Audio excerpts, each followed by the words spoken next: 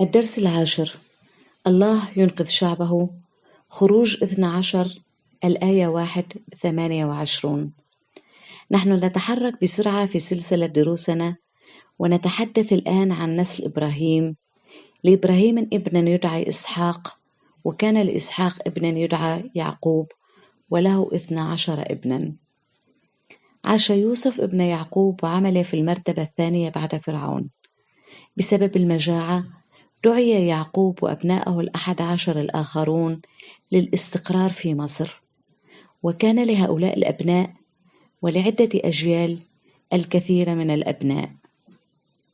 على الرغم من أن يوسف حفيد إبراهيم قد أنقذ مصر كلها من الجوع، إلا أن الكثير من القادة المصريين ماتوا في زمن يوسف، ولم يتذكر أحد ما أنجزه.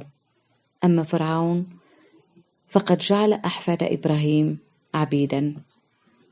سمع الله صرخات شعبه، فعين موسى لينقذ الشعب من العبودية في مصر، لكن فرعون لم يستمع إلى موسى حتى بعد أن أرسل الله 9 ضربات مروعة على فرعون وشعبه.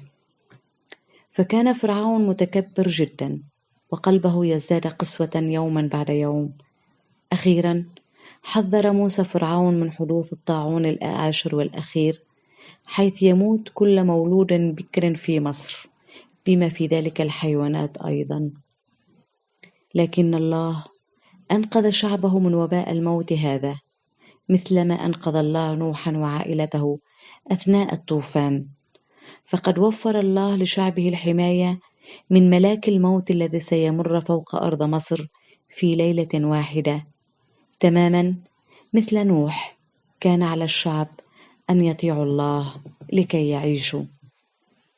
كانت الطاعة التي طلبها الله من شعبه الذين عاشوا في مصر هي التضحية بحمل كامل بلا عيب به.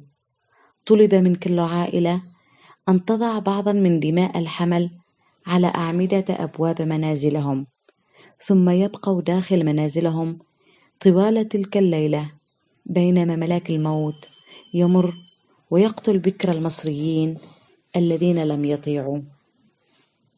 كما نقرأ في خروج 12 الآية 13-23: يكون الدم لكم علامة على البيوت التي أنتم فيها، وعندما أرى الدم أعبر عنكم، ولن يصيبكم الهلاك عندما أضرب أرض مصر.